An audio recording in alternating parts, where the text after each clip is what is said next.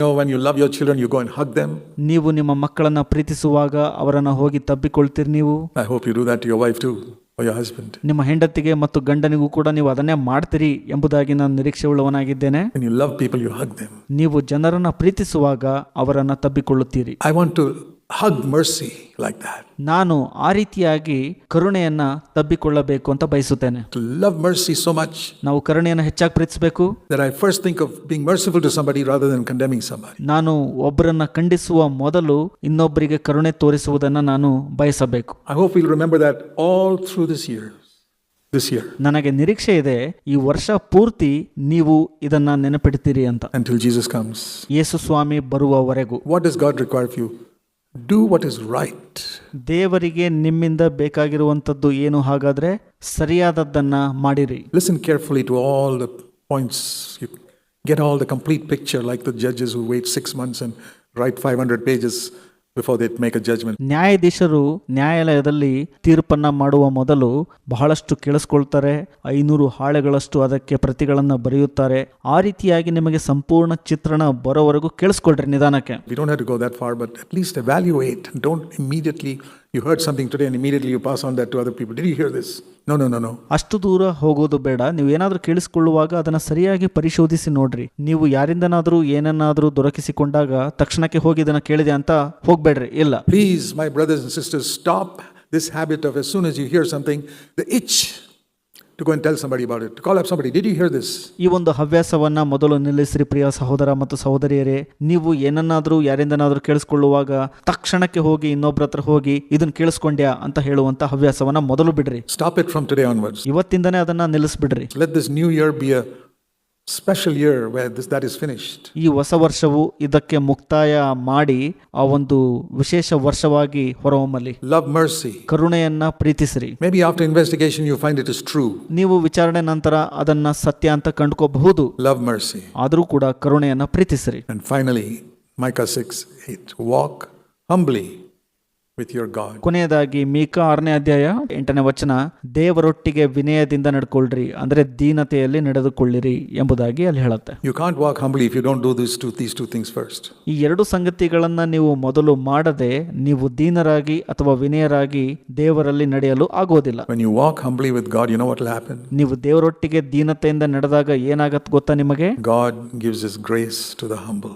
ದೇವರು ತನ್ನ ಕೃಪೆಯನ್ನ ದೀನರಿಗೆ ದಯಪಾಲಿಸುತ್ತಾನೆ. An umbrella of grace will come upon you. Romans 6:14. ರೋಮ 6:14 ಹೇಳೋ ಪ್ರಕಾರ ಕೃಪೆ ಎಂಬ ಛತ್ರಿಯು ನಿಮ್ಮ ಮೇಲೆ ಬರುತ್ತದೆ. And like when you have an umbrella, the rain cannot fall on you. ನಿಮಗೆ ಗೊತ್ತಲ್ವಾ, ಆ ಛತ್ರಿ ನಿಮ್ಮ ತಲೆ ಮೇಲಿರುವಾಗ ಮಳೆಯು ನಿಮ್ಮ ತಲೆ ಮೇಲೆ ಸುರಿಯುವುದಿಲ್ಲ. When grace is over you, sin cannot overpower you. ಕೃಪೆಯು ನಿಮ್ಮ ಮೇಲಿರುವಾಗ ಪಾಪವು ನಿಮ್ಮ ಮೇಲೆ ಅಧಿಕಾರ ನಡೆಸದು. Romans 6:14, sin shall not rule over you when you are under grace. ನೀವು ಕೃಪೆಯ ಕೆಳಗೆ ಇರುವಾಗ ರೋಮ 6:14 ಹೇಳೋ ಪ್ರಕಾರ ಪಾಪವು ನಿಮ್ಮ ಮೇಲೆ ಅಧಿಕಾರ ನಡೆಸದು. But how does it come? How can you walk humbly with your God? ಹೇಗೆ ಅದು ಬರುತ್ತದೆ?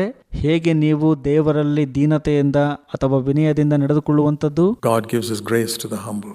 ದೇವರು ತನ್ನ ಕೃಪೆಯನ್ನ ದೀನರಿಗೆ ಕೊಡುತ್ತಾರೆ. 1 Peter 1 ಪೇತ್ರ chapter 5, I'll conclude with this.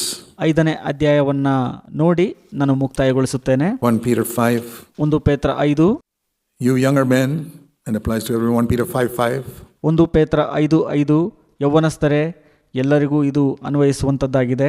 All of you, not only young men, especially young men. ಯೌವನಸ್ಥರು ಮಾತ್ರ ಅಲ್ಲ, ಎಲ್ಲರಿಗೂ, ವಿಶೇಷವಾಗಿ ಯೌವನಸ್ಥರಿಗೆ. But it goes on to say all of you. ನಂತರ ಇದು ಎಲ್ಲರಿಗೂ ಅಂತ ಹೇಳುತ್ತಾ ಹೋಗುತ್ತದೆ. Clothe yourself with humility towards one another. ನೀವೆಲ್ಲರೂ ದೀನತೆ ಎಂಬ ವಸ್ತ್ರವನ್ನ ಒಬ್ಬರಿಗೊಬ್ಬರು ಧರಿಸಿಕೊಳ್ಳಿರಿ. Why? ಯಾಕೆ? Because God gives grace to the humble, but he will oppose you otherwise. ಯಾಕೆಂದರೆ ದೇವರು ಅಹಂಕಾರಿಗಳನ್ನ ಎದುರಿಸುತ್ತಾನೆ ಮತ್ತು ದೀನರಿಗಾದರೂ ಕೃಪೆಯನ್ನ ಅನುಗ್ರಹಿಸುತ್ತಾನೆ. He'll be your enemy. ನೀವು ಆತನ ವೈರಿ ಆಗ್ಬಿಡ್ತೀರಿ. So what does it mean to clothe yourself with humility? ಏನದರ ಅರ್ಥ? ದೀನತೆ ಎಂಬ ವಸ್ತ್ರವನ್ನು ಧರಿಸಿಕೊಳ್ಳುವುದು ಅಂದ್ರೆ Read slowly.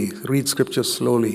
ಸತ್ಯವೇದದ ವಚನಗಳನ್ನ ನಿಧಾನಕ್ಕೆ ಓದ್ರಿ. Think how you clothe yourself. How did you clothe yourself this morning? ನಿಮಗೆ ನೀವು ಹೇಗೆ ವಸ್ತ್ರವನ್ನು ಧರಿಸಿಕೊಳ್ತೀರಿ ನೋಡ್ರಿ, ಅದರ ಬಗ್ಗೆ ಯೋಚಿಸ್ರಿ. ಇಂದು ಬೆಳಗ್ಗೆ ಹೇಗೆ ನೀವು ವಸ್ತ್ರವನ್ನು ಧರಿಸಿಕೊಂಡು ಬಂದಿದ್ದೀರಿ? Did anybody come here in pajamas or your lungi or something?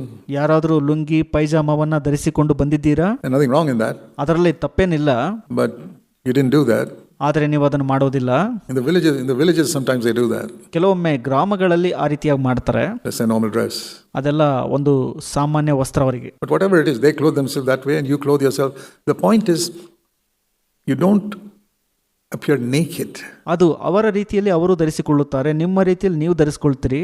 ಆದರೆ ಮುಖ್ಯ ಅಂಶ ಏನಪ್ಪಾ ಅಂದ್ರೆ, ನಾನು ಬೆತ್ತಲೆಯಾಗಿ ಕಾಣಬಾರದು ಎಂಬುದಾಗಿ ಮಾತ್ರ ಎಲ್ಲರಲ್ಲೂ ಇರುತ್ತೆ. You don't appear before people naked. Even in your house, some visitor comes to your house, you don't walk in naked. ನೀವು ಜನರ ಎದುರುಗಡೆ ಬೆತ್ತಲೆಯಾಗಿ ಕಾಣಿಸ್ಕೋಬಾರದು ಅಂತ ಬಯಸುತ್ತೀರಿ. ನಿಮ್ಮ ಮನೆಗೆ ಯಾರಾದರೂ ಬರುವಾಗ ನೀವು ಬೆತ್ತಲೆಯಾಗಿ ಕಾಣಿಸಿಕೊಳ್ಳಲು ಇಷ್ಟಪಡೋದಿಲ್ಲ. What would you think if you walk into a house and the person walks in to greet you naked? ನೀವು ಯಾರ್ದಾದ್ರೂ ಮನೆಗೆ ಹೋಗ್ತೀರಿ ಅಂತ ಅಂದ್ಕೊಳ್ಳಿ, ಆ ವ್ಯಕ್ತಿಯು ನಿಮ್ಮನ್ನ ಬೆತ್ತಲೆಯಾಗಿ ಬಂದು ಸ್ವಾಗತಿಸುವಾಗ ನೀವೇನು ಯೋಚಿಸ್ತೀರಿ? You will close the door and go away and say, I'm sorry. ನೀವು ಬಾಗಿಲನ್ನ ಮುಚ್ಕೊಂಡು ಹೊರಟೋಗ್ಬಿಡ್ತೀರಿ, ಕ್ಷಮಿಸಪ್ಪ ಬಂದಿದ್ದು ತಪ್ಪು ಮಾಡಿದೆ ಅಂತ. Now let me explain it. ಇದನ್ನ ವಿವರಿಸಲು ಇಷ್ಟಪಡ್ತೇನೆ. When you're not clothed with humility, you are naked. ನೀವು ದೀನತೆ ಎಂಬ ವಸ್ತ್ರವನ್ನ ಧರಿಸಿಕೊಳ್ಳದೆ ಇದ್ದಾಗ ನೀವು ಬೆತ್ತಲೆಯಾಗಿರುತ್ತೀರಿ. Many people come to church naked. ಅನೇಕರು ಸಭೆಗೆ ಬೆತ್ತಲೆಯಾಗಿ ಬರುತ್ತಾರೆ. Naked before God because they are proud. ದೇವರ ಎದುರುಗಡೆ ಅವರು ಬೆತ್ತಲೆಯಾಗಿ ಬರುತ್ತಾರೆ, ಯಾಕಂದ್ರೆ ಅವರು ಅಹಂಕಾರಿಗಳು. Proud. I belong to CFC, not all those other dead churches. ನಾನು ಬೇರೆ ಸತ್ತಂತ ಸಭೆಗಳಿಗೆ ಸಂಬಂಧಪಟ್ಟಿಲ್ಲ, CFC ಸಭೆಗೆ ಸಂಬಂಧಪಟ್ಟವನಾಗಿದ್ದೇನೆ ಎಂದು ಹೇಳಿಕೊಂಡು ಬರುವಂತದ್ದು. I'm one of the good people in this church. ನಾನು ಈ ಸಭೆಯಲ್ಲಿರುವಂತ ಒಳ್ಳೆ ಜನರಲ್ಲಿ ನಾನು ಒಬ್ಬ. I have a reputation. I've got a reputation with the elders. ನನಗೆ ಘನತೆ ಗೌರವ ಇದೆ, ಸಭಾ ಹಿರಿಯರೊಟ್ಟಿಗೆ ಒಳ್ಳೆ ಹೆಸರು ಸಂಪಾದನೆ ಇದೆ. You're naked, sister. You're naked, brother.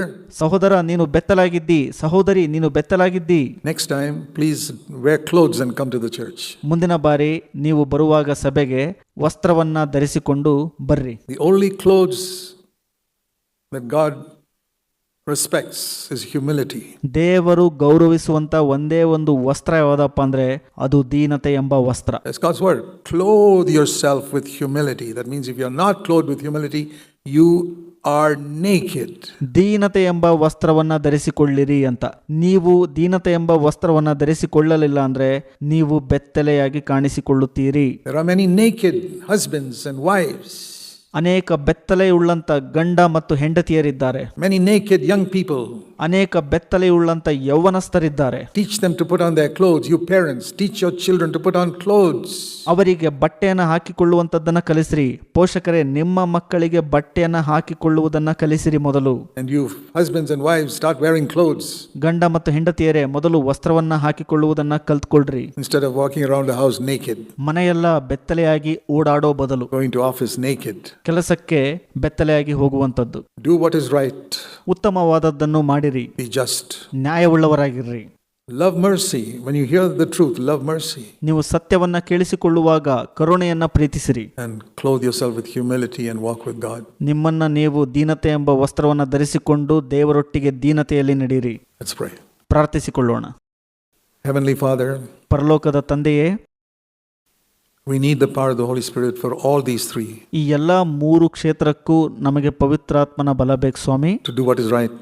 ಉತ್ತಮವಾದದ್ದನ್ನ ಮಾಡಲು, To love mercy. ಕರುಣೆಯನ್ನ ಪ್ರೀತಿಸಲು, And to walk humbly with you. ನಿಮ್ಮೊಟ್ಟಿಗೆ ದೀನತೆಯಿಂದ ನಡೆದುಕೊಳ್ಳಲು. Please fill us with the Holy Spirit.